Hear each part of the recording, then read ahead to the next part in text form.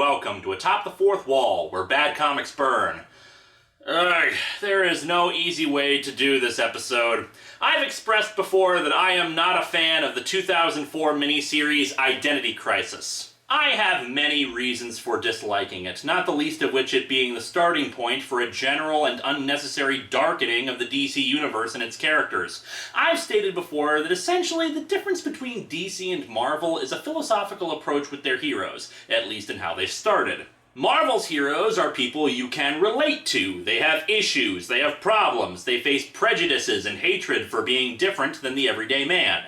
DC's heroes, however, tend to be people you can look up to. They're the people you want to be like. Now, of course, there are exceptions to this on both sides and in the way they're written. You can look up to someone in the Marvel universe and you can relate to someone in the DC universe. But that's how I've always viewed the two different companies. As such, Marvel stories tended to be a bit darker than DC, portraying more real-life circumstances that could crop up.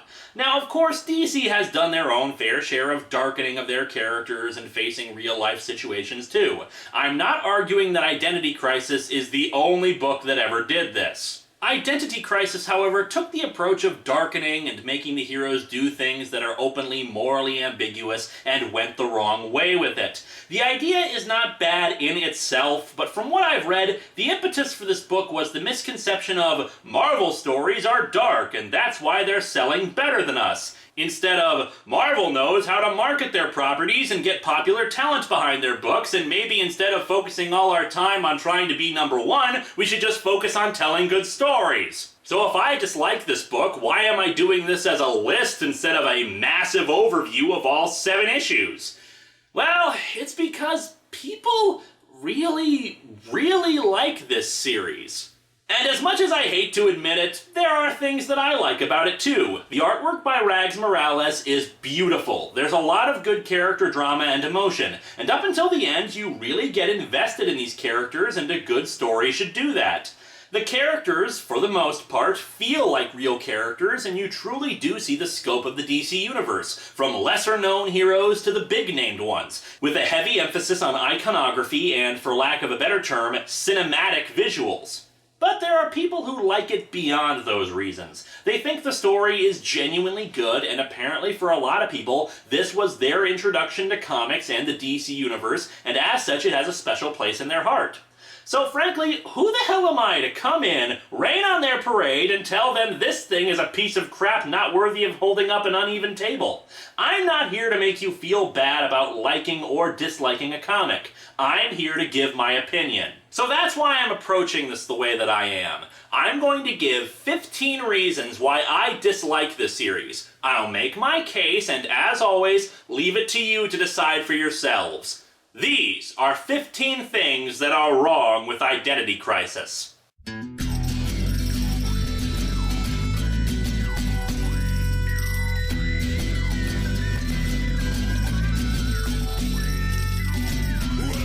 to Atop the Fourth Wall, where bad comics burn.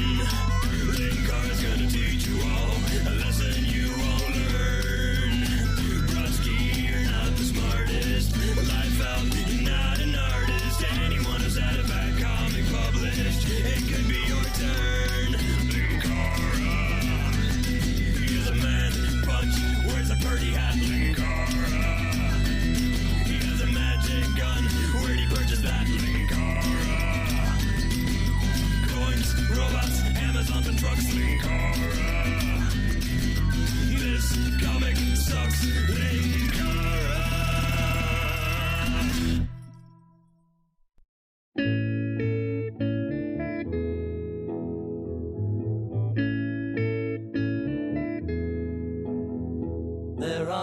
We're not going to approach this as a standard countdown list. It's not a top 15, it's just 15 things that specifically bug me about this book. So let's get started with an overall plot synopsis. If you have not read this book, then I'm sorry, spoilers. If you are genuinely interested and want to go read it, stop now. There's no turning back after this. Okay, Sue Dibny, wife of superhero Ralph Dibny, aka the Elongated Man, is murdered in their home. Because the Dibnys have close ties with pretty much every hero in the DC universe, pretty much every superhero out there is dispatched to try to uncover clues. However, a small group of superheroes believe they know the true identity of the murderer, Dr. Light.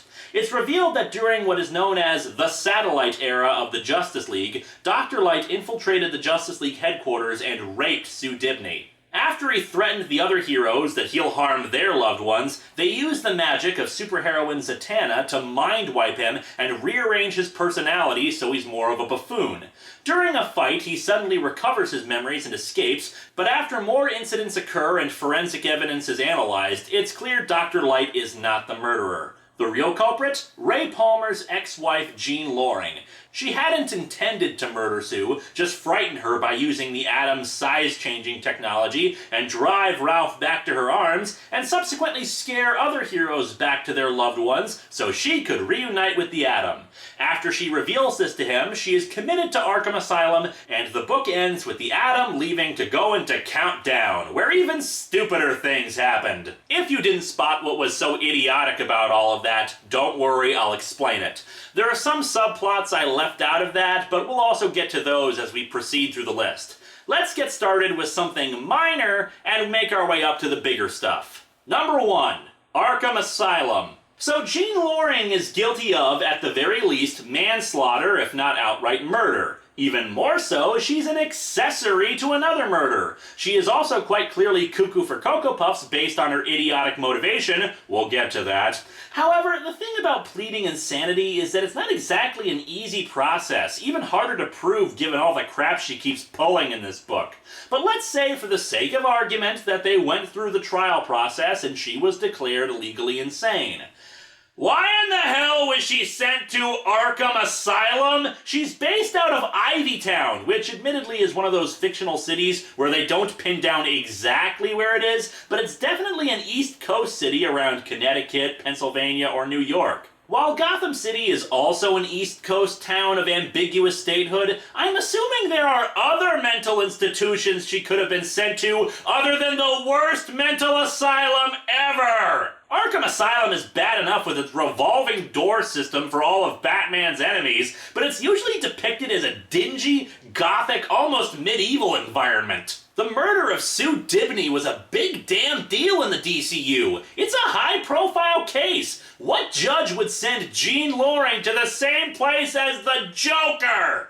Honestly, it feels like the only reason she was put there is to give the impression that the comic does take place in the DC universe. Arkham Asylum is known to us, the readers, thus it holds significance to us. There's no other reason for her to be sent there. Of course, that's assuming that there was a lengthy trial process, which, I've gotta say, I'm not quite sure that there was. Ray Palmer discovers what Jean did and she responds, "I'm your wife, Ray. You can't just throw me in some cell and toss the key." Then bam, we cut to Arkham Asylum where Ray Palmer needs to fill out some paperwork. This implies that he dragged her to the asylum and had her committed there personally. This woman murdered someone, Ray! God, no wonder you retreated into Countdown. You're guilty of violating due process of law and further dragging down Arkham's reputation, since they'll apparently take anybody if you say they're crazy. Jack McCoy would not approve, Ray.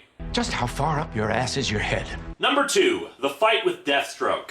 Dr. Light, somehow knowing that members of the Justice League are after him, yeah, that's never explained, retreats to a villain gathering and says he'll pay anybody for protection.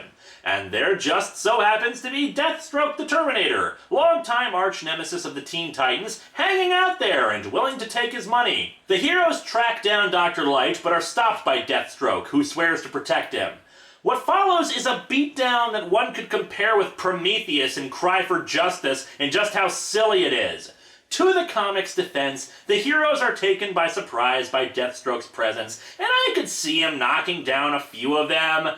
But man, oh man, this feels like a damn lazy fight. The thing is that the writer of Identity Crisis, Brad Meltzer, is a huge fan of the original New Teen Titans comic, where Deathstroke premiered, and thus has elevated Deathstroke to uber badass unstoppable levels. Except, like any fanboy sometimes can get, he lets his enthusiasm about the character override what actually happened in those stories. If you read back at how Deathstroke worked in those comics, the guy was constantly moving around, staying on his toes, having to use every skill he had to fight the Teen Titans. And they still landed some punches on him. Here, though, for half of this fight, he's standing still. This is one of those times where you kind of take yourself out of the comic and realize that a sniper rifle is more effective than flashy superpowers. And in a book about superheroes, we really shouldn't be thinking that. There are more problems with this fight than just that, not the least of which how the Flash is taken out. But the big one for me is how he takes down Kyle Rayner, the Green Lantern. He grabs Kyle's hands and disables the ring by using his own willpower over Kyle's. Bullcrap! I mean, I knew the Guardians of the Universe were really damn stupid. Just see recent issues of Green Lantern for evidence of that. But they designed their super weapons so that if your foe just happens to be holding your hand, they can override the damn things? A bit of a design flaw is all I'm saying. Or it could just be a really lame way to try to get him out of the fight, because otherwise it should take Kyle about 2 seconds to squash Deathstroke in a big green fist. Number 3, Dr. Light learning the truth. This is another minor one, but it feels really, really annoying to me. Okay, near the end of the aforementioned fight, the heroes get into a struggle with Deathstroke. This triggers Dr. Light to suddenly remember what the heroes did to him and basically knock everyone out in a fit of rage. First of all, that feels like one hell of a contrivance. It's been years since they did this to him, and only now does he get reminded? What, did he never get into a struggle with anybody else? I don't know, maybe it's because these specific people are in the struggle, but it still feels forced. On top of that, though, he's just gotten his full personality restored, and he's enraged! And he doesn't try to get his revenge right there, just out of anger? The dude explodes into a bright light, and then just runs away? What the hell? I know this is a small point, but for a book that's supposed to be taking all this very seriously and straight and mature, that's a really stupid and unrealistic thing for a character to do. You've ruined the last several years of my life. I'll never be the same again. I'm gonna go home and tweet about it first, but I'll be back, you bastards. Speaking of the mind wipe, that brings us to number 4, the other mind wipe. See, later in the book, we discover that Dr. Light wasn't the only person they screwed around with that night. Batman was a member of the League too, and he came back several minutes later to discover what the League was doing. He didn't take it well. Now, instead of stopping and explaining that they took a vote and he could send his vote against it as well, thus creating a tie and stopping the situation right there and acting like logical individuals, they instead decide to wipe the last 10 minutes from Batman's memory. What the hell? Look, I don't approve of the mind wipe of Dr. Light, but one could make a good case in favor of it from an ethical and philosophical standpoint. It's actually a really good moral dilemma, and has been explored in science fiction before. One example that springs to mind is Babylon 5 and the episode Passing Through Gethsemane. Or if you want a comic example, Squadron Supreme in the 80s also examined the idea of mind-wiping supervillains to great effect. But the instant they decided to include this second mind wipe, it ruined any argument one could make in favor of it, because now the people perpetrating it are altering the memories of a friend who did nothing wrong to cover up their own crime. I no longer have sympathy for their position.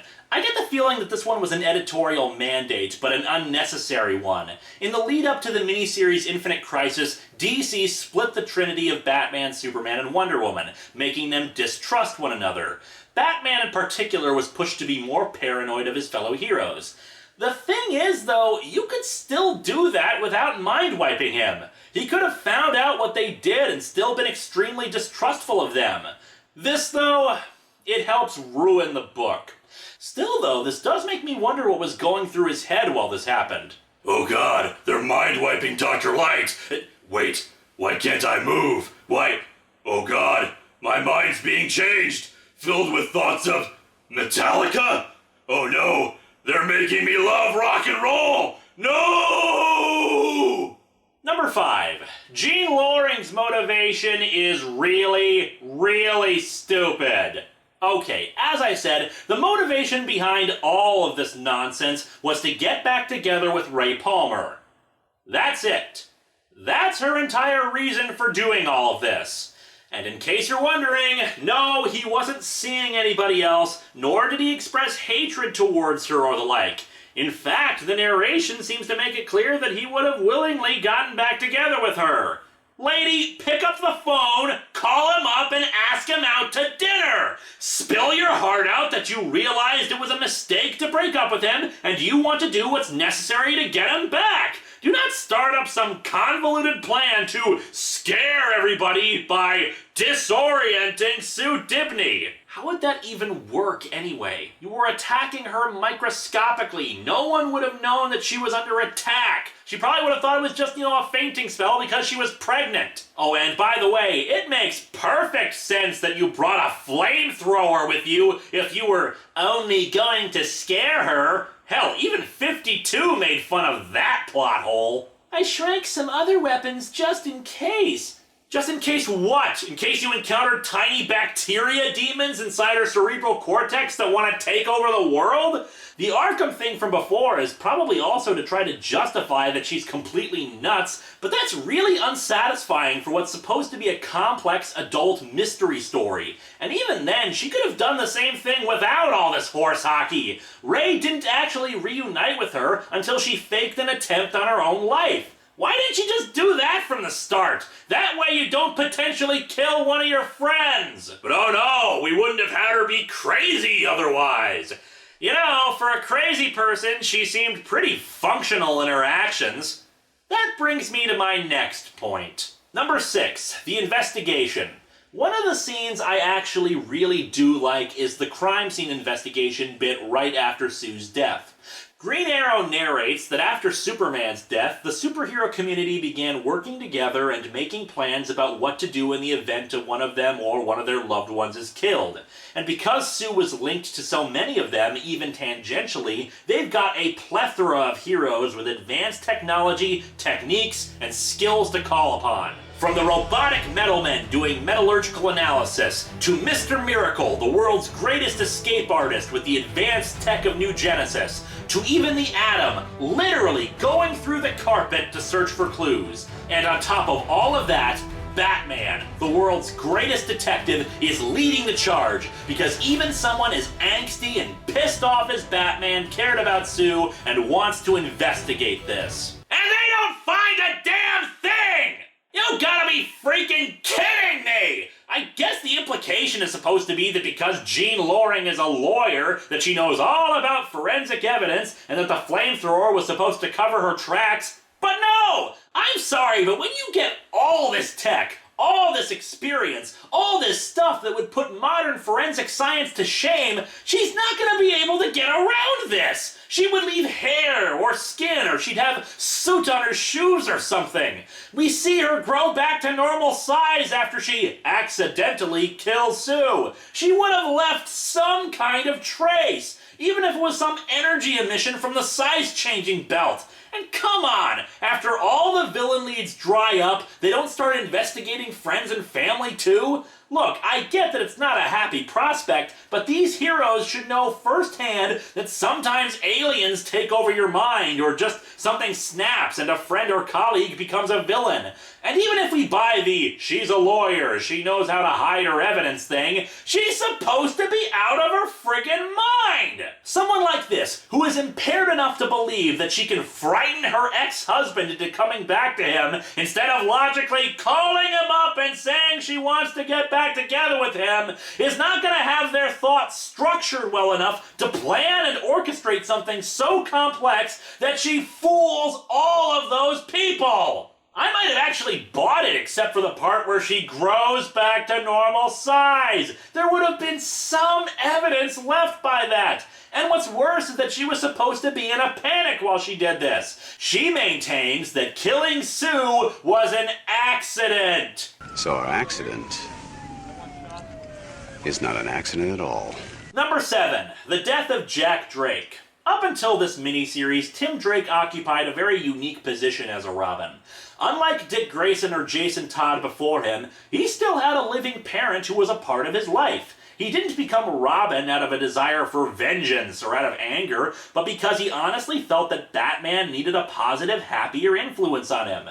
Eventually, Tim's father found out about his son being Robin, and eventually he accepted it. But then this story happened. One of the subplots of the story is the villain Captain Boomerang, down on his luck, reuniting with his estranged son. He decides to pull one last job and is hired to murder Jack Drake. What he doesn't know is that this was set up by Jean Loring so that Captain Boomerang would take the fall as the one behind everything.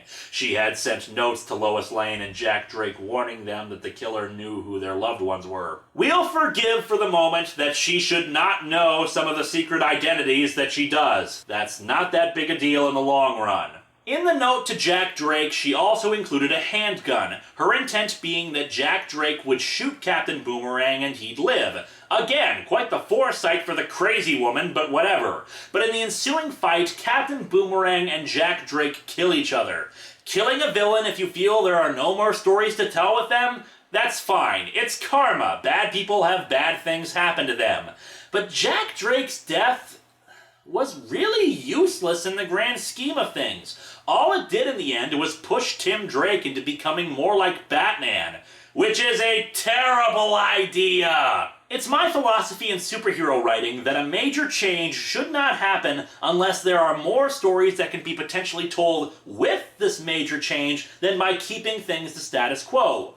Honestly though, killing him feels like it closed off so many avenues for stories with his father still being alive. It really feels sometimes like writers have absolutely no idea how to write characters who don't have dead loved ones. Oh my god! This character is expressing an emotion other than deep-seated angst and sadness! I can't handle this pressure! However, as much as this death bugs me, it doesn't bug me as much as the next problem with Identity Crisis. Number 8. FIRESTORM'S death. After the fake attack on Jean Loring, the heroes step it up and start going after villains, desperately trying to find someone who knows something. One such battle has Firestorm and a few other heroes fighting a villain called Shadow Thief. He gets a hold of Shining Knight's sword and stabs Firestorm through the chest. Now, the stabbing itself won't actually kill him. But here's the thing for those who don't know about Firestorm. He's also called the Nuclear Man. No, not that Nuclear Man. But yeah, piercing a nuclear reactor, big boom. So he quickly flies into the sky, knowing he's going to explode, and, well, does so, dying. So, Firestorm's death. What impact does it have on the story? On this overarching plot and mystery involving so many heroes and so many characters? Nothing.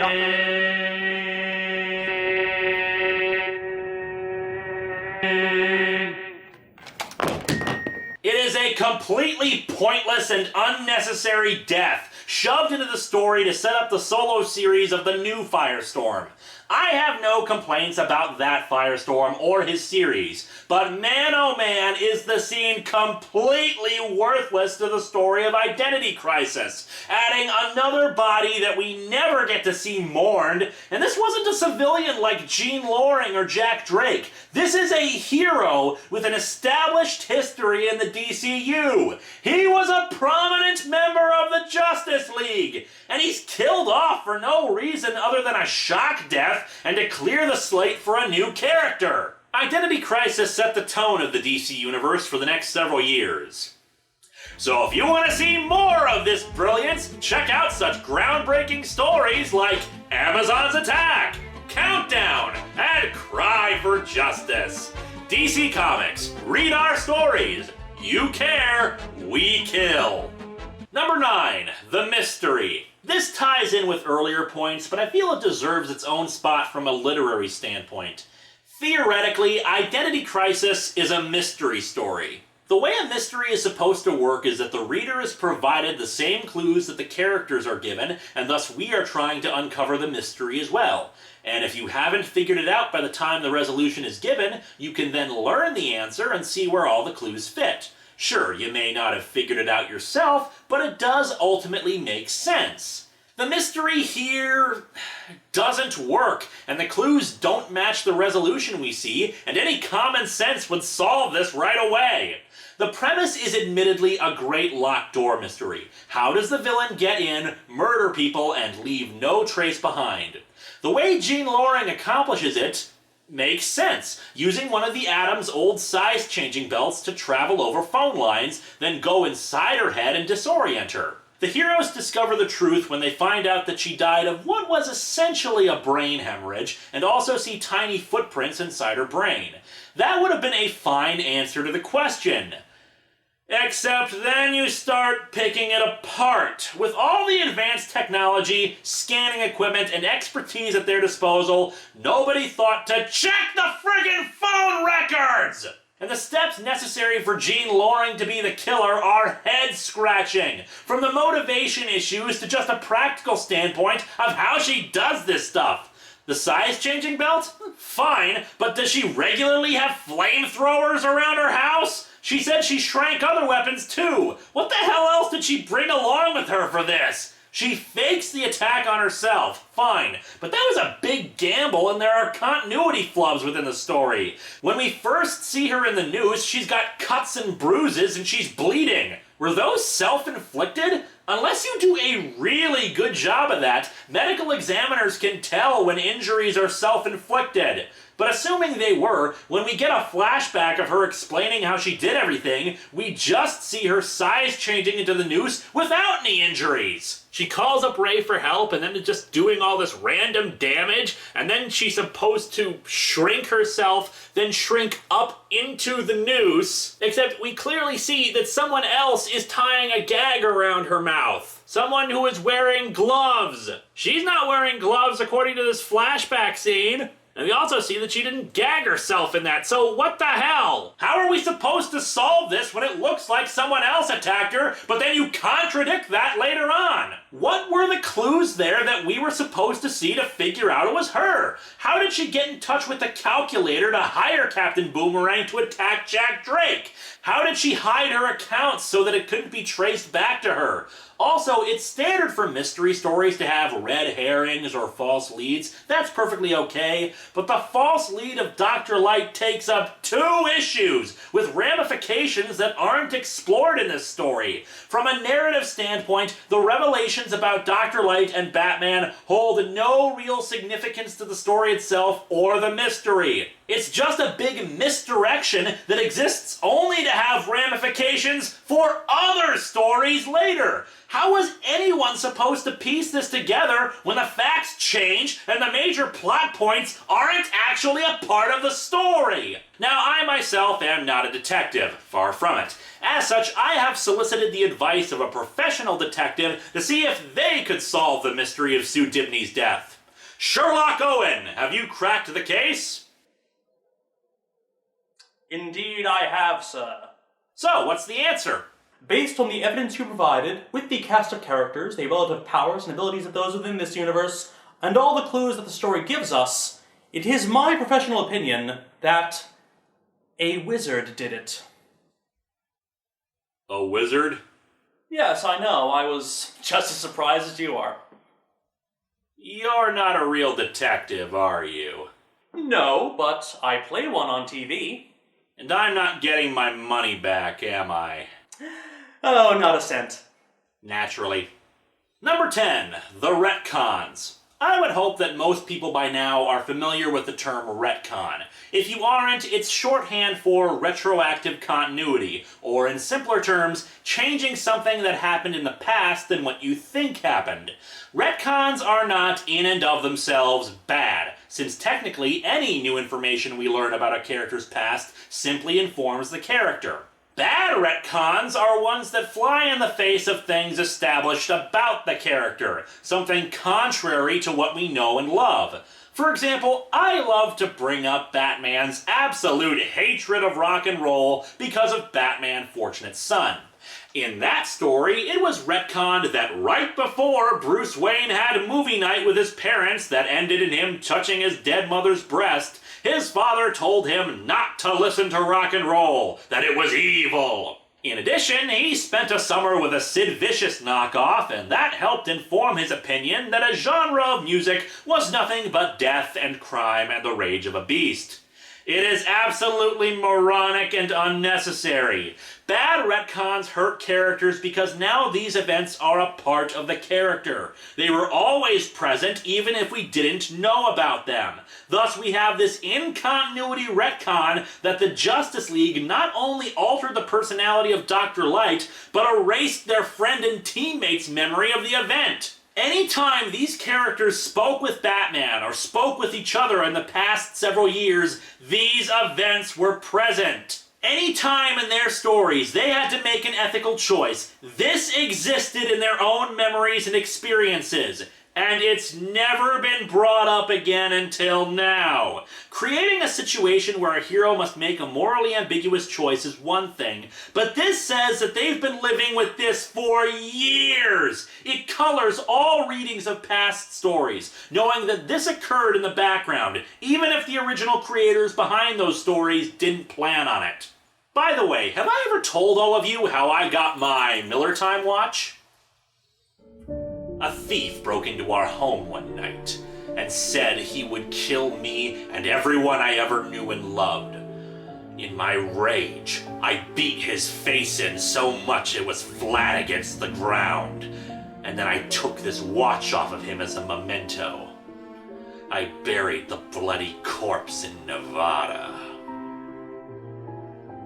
Of course I didn't! The thing was a Christmas present when I was like 13 or something. But if that was the case, it'd be pretty hard to watch all of my old Miller Time episodes, now wouldn't it? Dark retcons aren't necessarily bad either, but when it's supposed to be something as important and life-changing as we're shown, they should have thought about it a little more. And that brings us to one of the big problems I have with this story. Number 11. The rape. I've gone into this briefly during the Action Comics number 593 review, where I basically stated that I'm not qualified to cover the subject of rape. However, because this is such a big problem with this book, we need to get this out of the way. Rape is not a subject to be treated lightly, and certainly not something to be used in the way it's used here. Rape is often employed by writers not because they have a story they want to tell about rape, but because rape is something that happens to women. Not in the real world sense, of course. Rape is something that can and does happen to people from all genders, ages, and walks of life. But in the hands of a lesser skilled writer, rape is generally employed as a thing that happens to women, and it is no less evident than in this book. This story is not about Sue Dibny's rape. Sue is essentially a prop, and we only see the rape in how it affects everybody else. The rape is used only as a catalyst for other characters. We don't know how she recovers from the incident. Where is her story? For that matter, why did this have to be a rape? It could have been anything else. A kidnapping, an attempted murder. Instead, it goes for rape for two reasons. One, the assumption that rape is something that happens to women, and two, to give the veneer that this is a mature story, edgy and more adult. But the story is not handled in an adult way. A mature story would focus on the rape itself and show how it affected Sue as a character. Instead, it's nothing more than a red herring, added for shock value. You can't just throw adult elements into the story and ignore them. You have to deal with the consequences of it. Oh, and by the way, this story has about 4 or 5 narrators sprinkled throughout the book. None of them are women. Just saying. And the rape is another retcon. This is now a part of the character. It's something that happened to her and a part of her history from the satellite era until her death. And of course it was never explored before because the creators didn't come up with it until this story. And you know what? It never will be explored. Not just because of the DC relaunch last September, but because Brad Meltzer and all the other people involved were not interested in telling that story. Instead, just casually using rape as a plot device. And that is wrong, damn it. Number 12. A Love Letter to the Silver Age.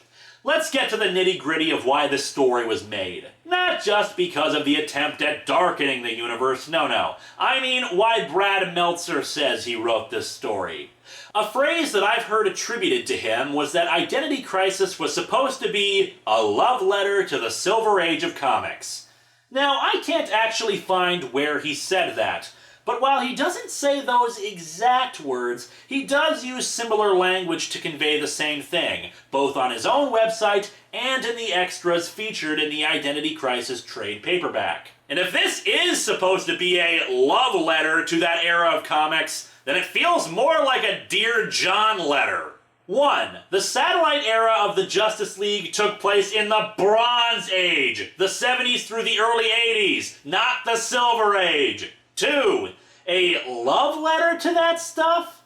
No. The Silver Age was the time when big-headed future people went back in time to stop solar-powered flying cars. The time when Batman put on multicolored outfits every other story. And the time when Superman got the power to shoot rainbows from his fingers that shot out a miniature version of himself. And yeah, I'm not joking about that last one. That actually happened. It was goofy, lighthearted, and kind of endearing in how completely insane these stories were. It was fun. But this? Identity Crisis is many things, but I would never describe it as fun. It's morose, depressing, serious, and heartbreaking. If this is a love letter to that age, then you had a messed up relationship with the Silver Age, Brad Meltzer.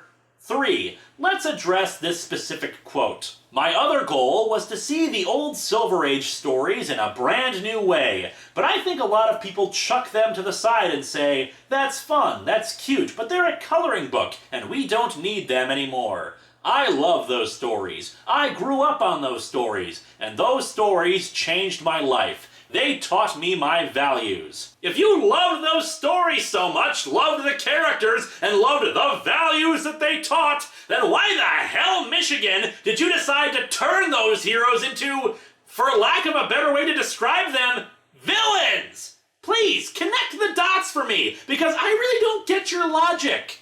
Great Silver Age stories lead to rape and heroes doing morally questionable things? I'm sorry, but I just don't get it.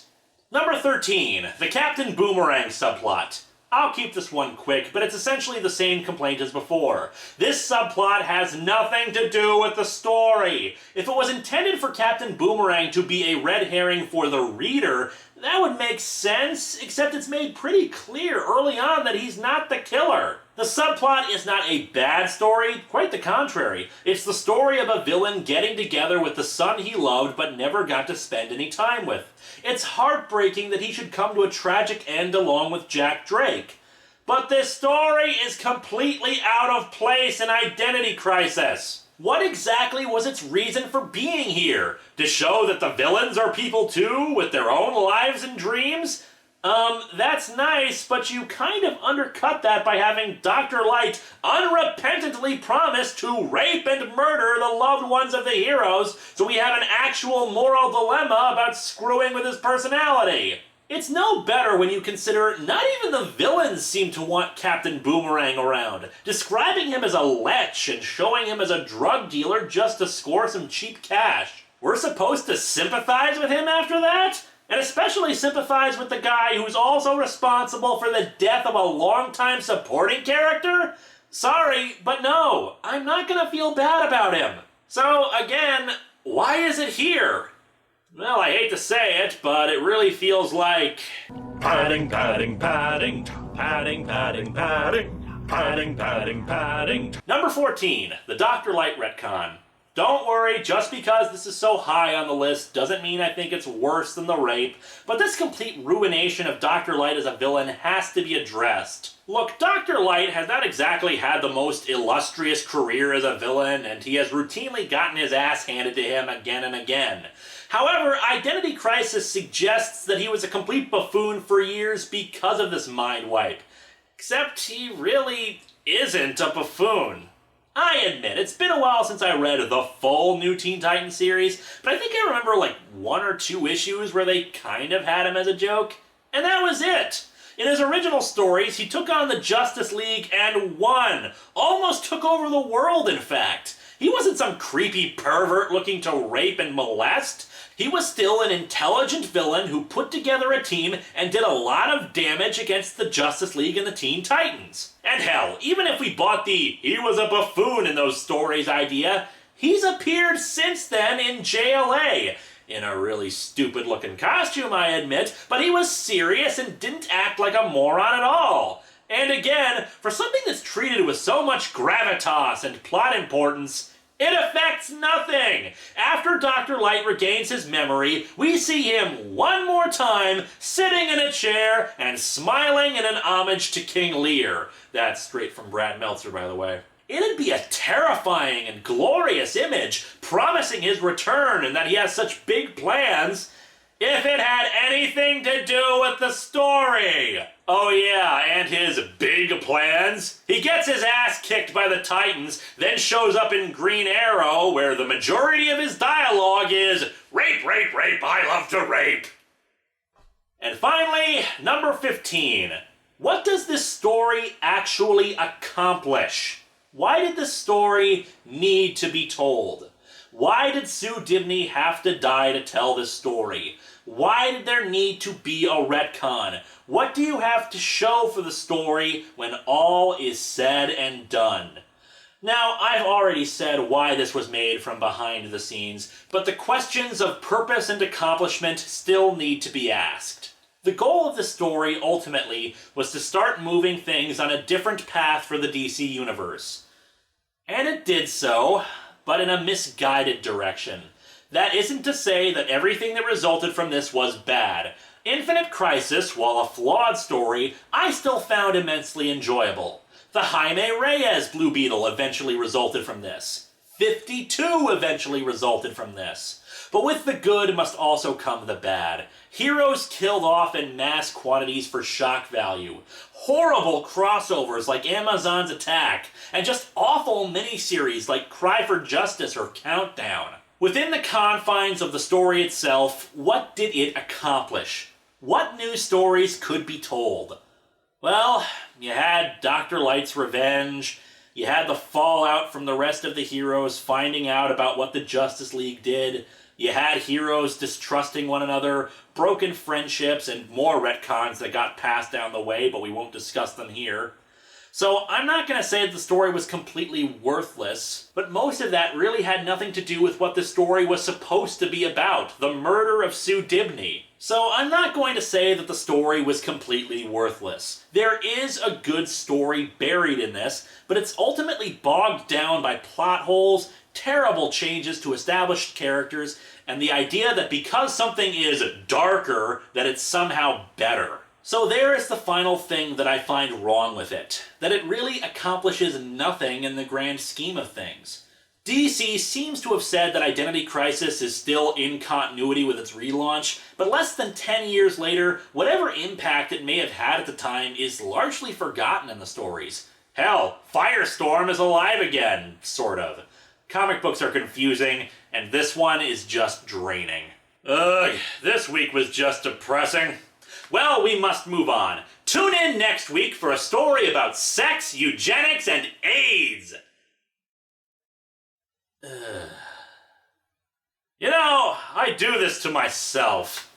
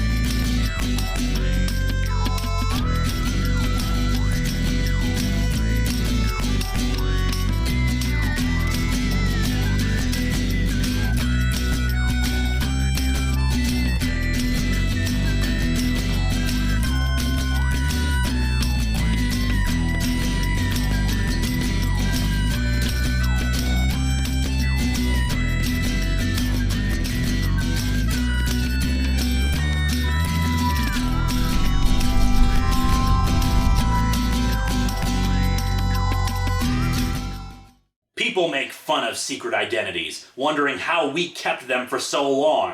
It's because we worked for it. You hide your secret identity with only a domino mask! You have a big blonde Robin Hood beard as Green Arrow and Oliver Queen! You sure as hell don't work very hard on keeping it!